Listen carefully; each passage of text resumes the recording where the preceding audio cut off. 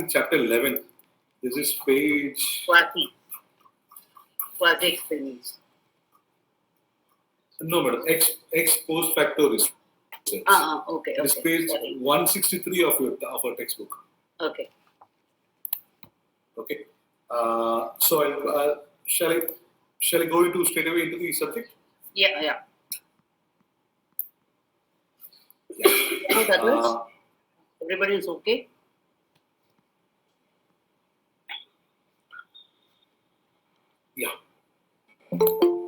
Yeah, I'll proceed.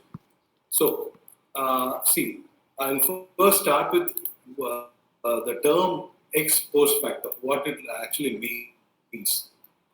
In Latin, ex post facto means from a thing done afterward. That is, something happens and you try to analyze what has happened. Postmortem. That is, after it has happened, you try to analyze what has happened.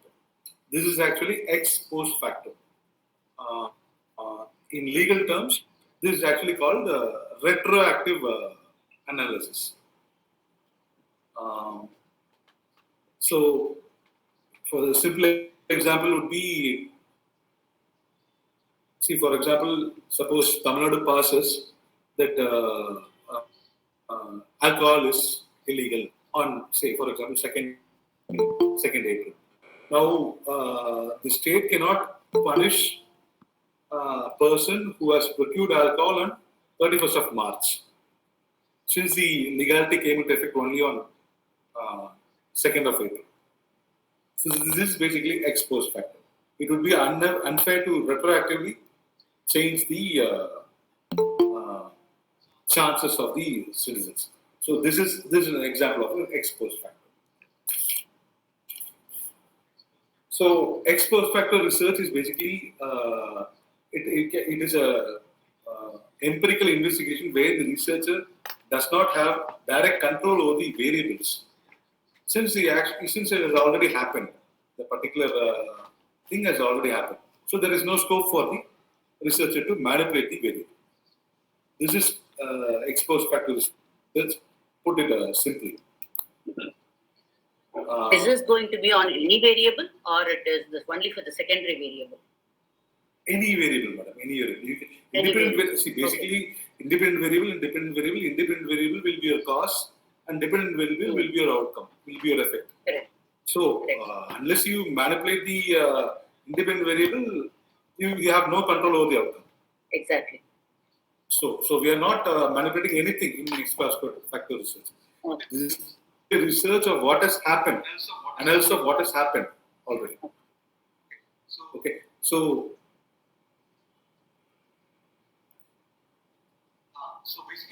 basically, it is identifying the positive factors of the particular event. There are multiple in a textbook. Actually, there are multiple definitions of the post-facto research. You can actually choose the last para, that is on page number 165. I think that is the definition I relied. An ex-post-facto research can be defined as an empirically based investigation which does not involve the researcher's direct control over the independent variables, which have already led to the effects which can no more be manipulated. This is the actual definition of ex-post-facto research. So it is mainly used in social sciences, where it is not possible to manipulate, practically not possible, or it is not socially acceptable to manipulate the variables. These places, they rely upon the ex-post-facto research. The fundamental motto is to identify the cause and effect relationships without manipulating independent variables. Instead, relying on retrospectively collected data. That is, after the event has occurred, we try to collect all the data as to why this has occurred and then analysis. So obviously this is easier and less expensive compared to an experimental research. See, basically there are only two types of research. All the research which has been discussed already, including survey research, everything, they all come under experimental research. This becomes another research which is post-facto, ex-post-facto. So the fundamental motive is identifying the potential causative factors.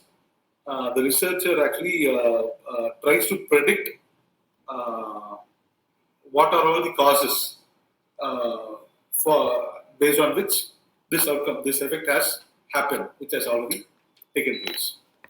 This is Ex-Post-Facto Research. In Ex-Post, it is actually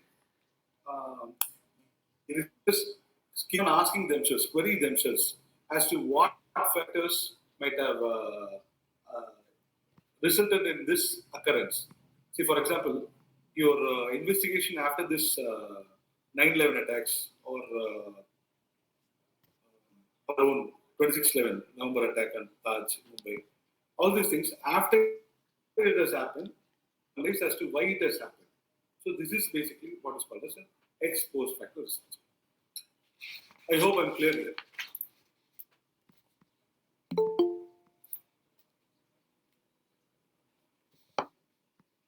Okay.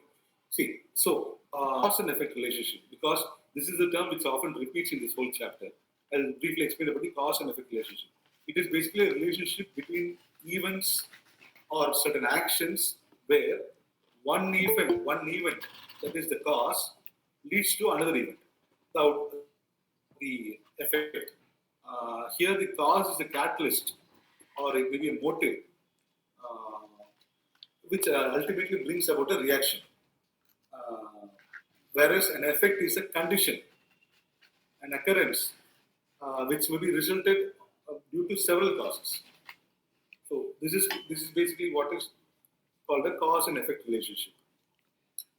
This relationship between the events or actions where one event leads to another event. Former being the cause, latter being the effect. Uh, so in our text, actually, they straight away go to a comparison between a ex-post factor research and an experimental research. Um, so before that, there is an example wherein they are analyzing the factors of delinquency among among youngsters, teenagers. So delinquency meaning crime. Why it's mean crime? So they try to analyze this. This is one example given in a text. Similarly, this pregnancy prevalent among teenagers. Uh, so it has already happened. So the society tries to analyze as to why this has happened. Poor parenting, drug abuse, improper monitoring, the so-called peer influence, tradition among the youngsters, all these things. So it has happened. So they try to analyze and try to rectify it. Okay, these are the examples given in text. So coming to experimental research.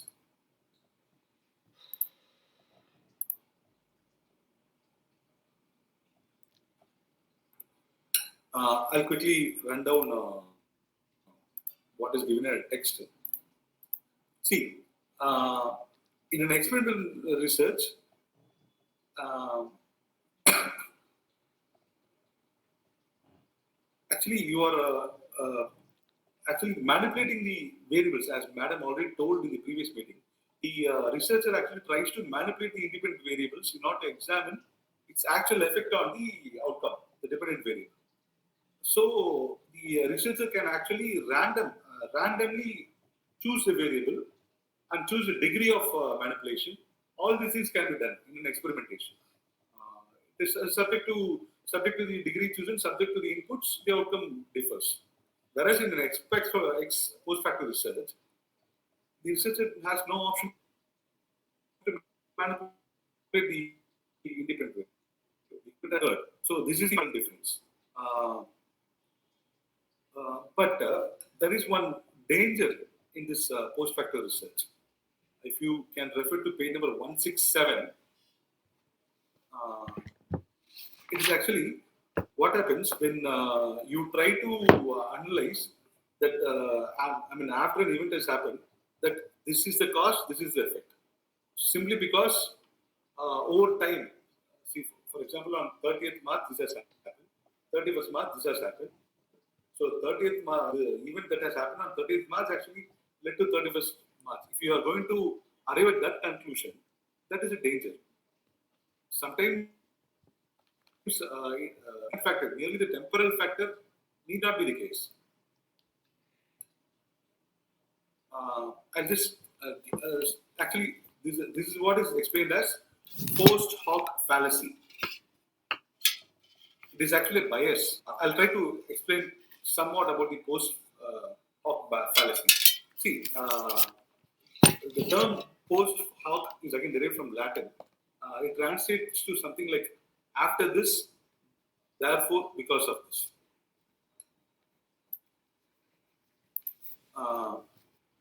See, for example, I think Mr. Tendulkar, I believe, Tendulkar or Gavaskar, I don't know. He used to, in the commentary, he said that he used to prepare for the game and put some certain color of socks.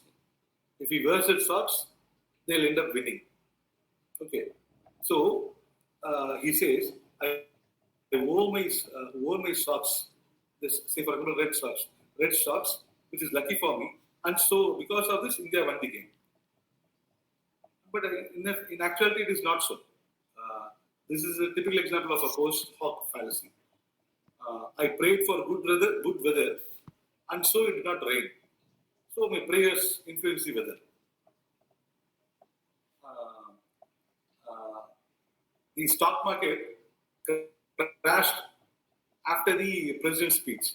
Does the speech cause the market downturn? All these are actually post hoc fallacy. You try to pin a certain cause to a certain effect, but in effect, the reasons may be different. I hope you got what is a post hoc fallacy. Now, moving on. See, the concept of post hoc fallacy actually tends to push the researchers where to completely, what do I say? One event may not be the cause for another the effect. It need not be. In our example, which was discussed in our text itself, they've said delinquency and parenthood simply because they go together. We need not conclude that delinquency is effect because there was bad parenthood. It need not be the case. The team learned from his or her friends, his gang, peer group. That might be the reason. So this bias is certainly avoided post-factor research. Okay.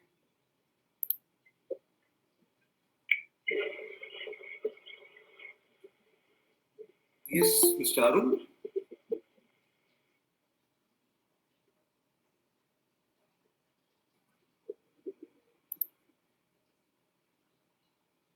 Yeah, are you trying to say something?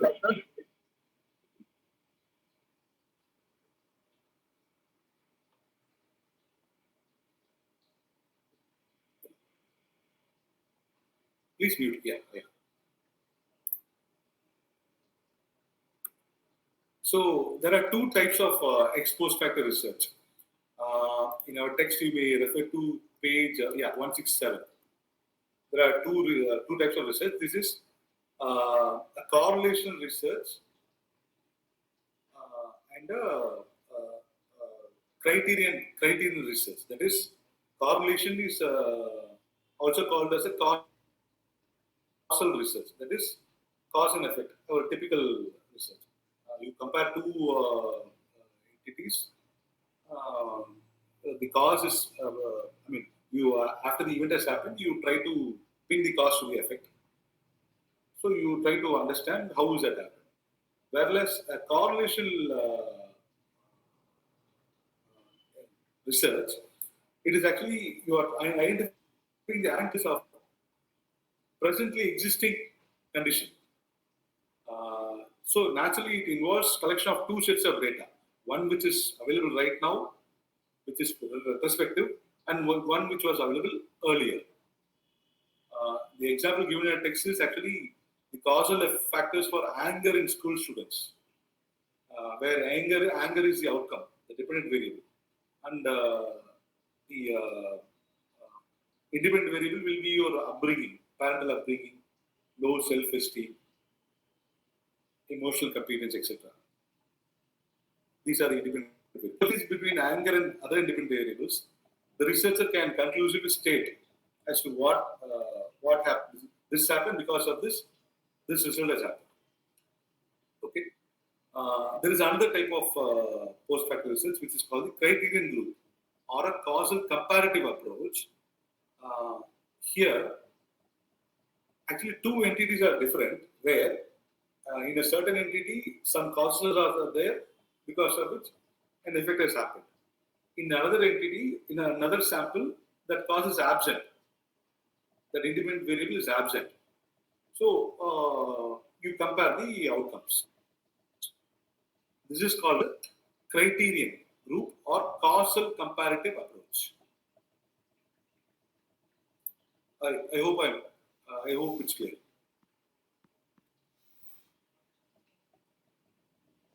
Okay, so I'll now move to the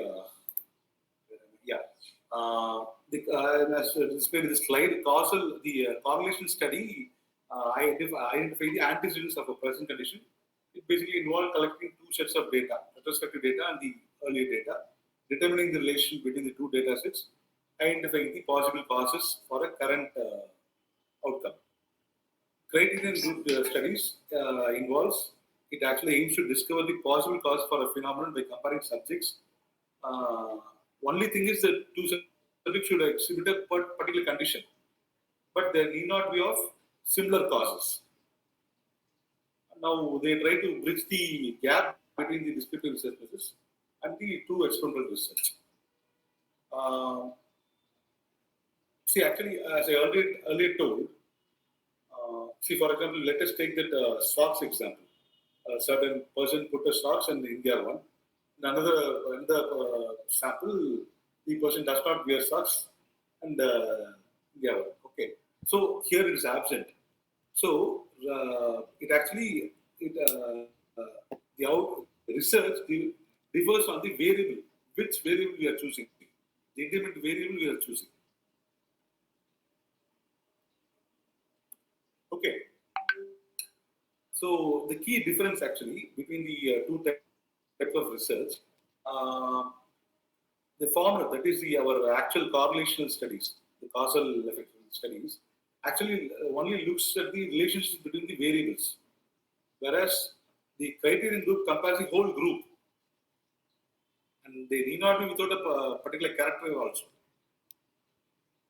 In the approach, correlation studies examines only the associations, while criterion group looks for difference between the groups.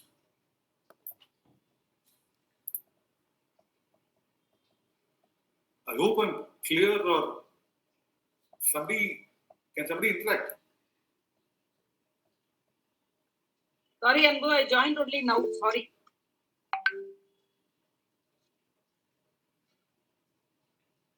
Okay. Comparative examples you can see. That's what I said. See, for example, let us compare two schools. Okay, the results of two schools. Exam results of two schools. Let's say in one school there is use of abacus. Okay, the other school they don't use abacus. So we are going to compare the results of these schools. This will become your criterion group comparative study. Okay.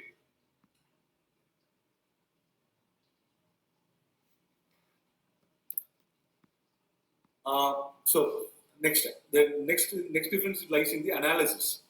The correlation study strictly uses only statistical tools, statistical correlation techniques. I think when have we already dealt with standard deviation, mean, median, everything?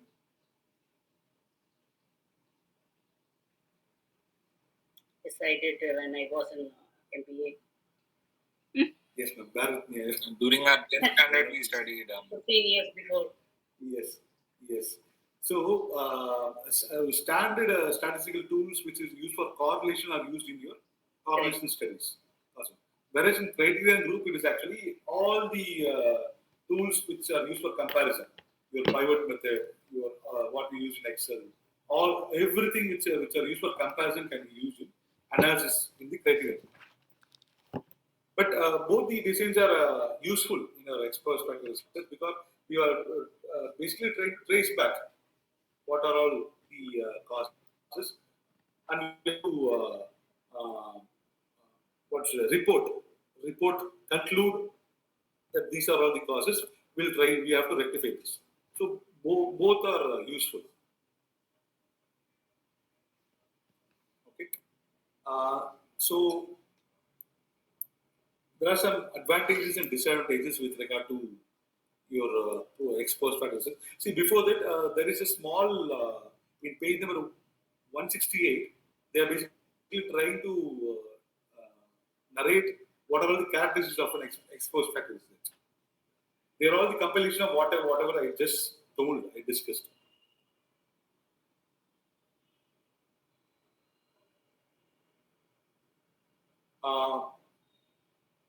Okay, so the advantages and disadvantages of Ex-Post-Facto research. See, wherein the variables cannot be manipulated, these Ex-Post-Facto research are totally relevant and they are widely used, especially in psychological evaluation.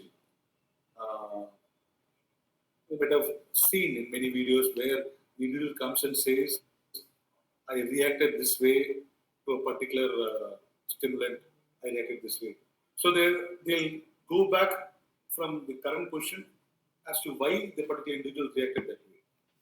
So it is very much useful when you are trying to analyze the cause and the basis effect. What causes what? So it is very much useful in that research. This is not possible in an experimental research because in experimental research, at any point of time, we are trying to vary a particular individual variable and then try to compare. The outcome we are not sure. At that point of time, we are not sure. But here, the already outcome is given in a post-facto research. So this is an advantage. The post-facto research can be used as an exploration tool for a variety of studies, not just psychology. You can conclude many things. You can infer many things. This method actually gives a sense of direction to a hypothesis. Once you state the hypothesis, you are actually going to check our standard scientific approach. You are going to check if it is true, if it is false, whether this happens or not.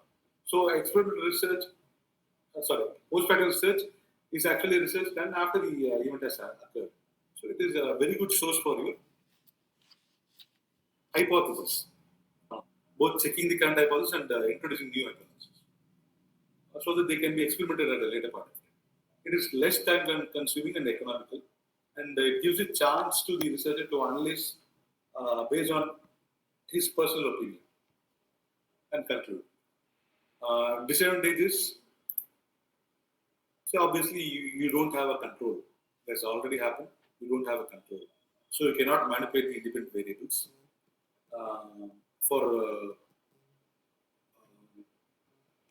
It cannot be used in an experimental point of view. The post-facto research. The researcher may not be able to provide a reasonable explanation for the relationship between the independent variables, since he has no control. There's the problem. Then one cannot know for certain whether the causative factor has been included,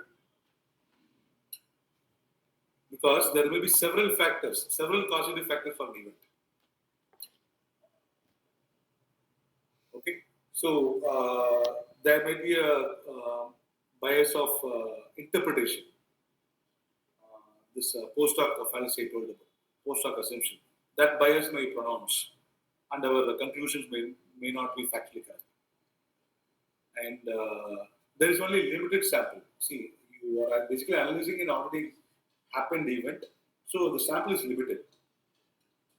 and it constantly it fails to single out the actual factor which has led to the defect. Okay. Then we go about the requisites for inferring relationship. There is associative variation, systematic order of events, and absence of other causes. That is, see, if you are going to relate two different variables, there must be a relationship between them. Otherwise, there is no, the researcher cannot come to a conclusion. So this associative variation is very much essential. And then the systematic order of events. That's what I already told. The temporal point of that is time when this happened. That is very much essential for us to come to a conclusion.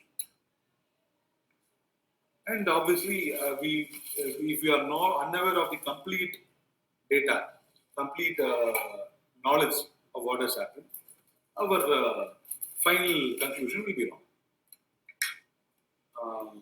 In medical field especially, if you are not going to predict or conclude that this has caused this disease, you will be wrong. So it's very crucial.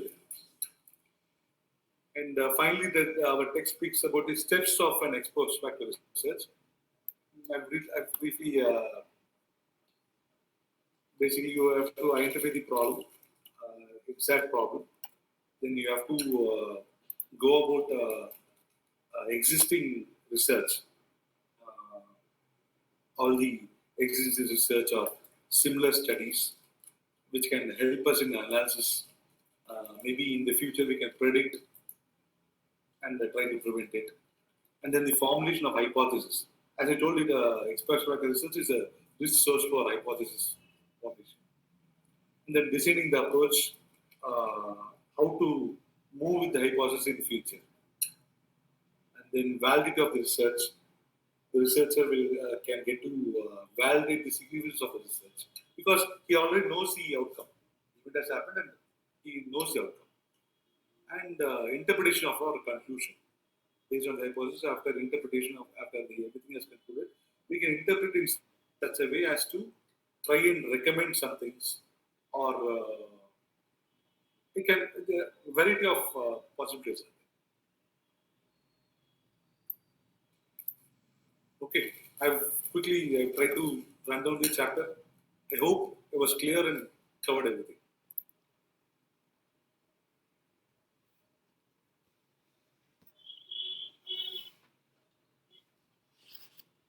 I've seen our previous question papers. I think 5 more questions are often asked in this area.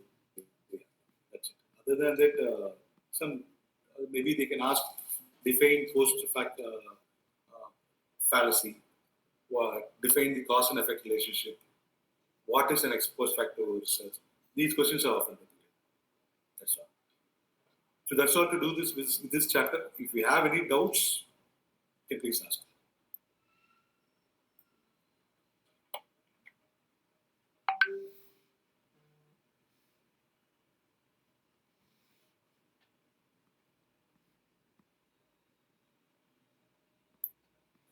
Anyone? book rate பண்ணிட்டு சொல்றேன் sir. Simple தான் madam. It is just simple. Basically, the idea is ஒன்று நடந்ததுக்கு அப்புறம் அதை we are going to analyze and try to identify the causes. அவ்வளவுதான். Simple. இதை வச்சு படிச்சீங்கன்னா தெரியும். ஒரு 4-5 terms தான் வருது சாப்டர்ல. மொத்தமே அவ்வளவுதான். Anyone can easily interpret it. Comparative study ஒன்னு, correlation study ஒன்னு. Yes. Yes. I just need to read it because yesterday after finishing that I was about to prepare the PPT for the developmental psychology. So I அப்படியே stop பண்ணிட்டேன் research methodology. Yes, sir. Yes. That is why. If anyone else has anything, can you say? Otherwise, Suleiman sir can start. Yeah.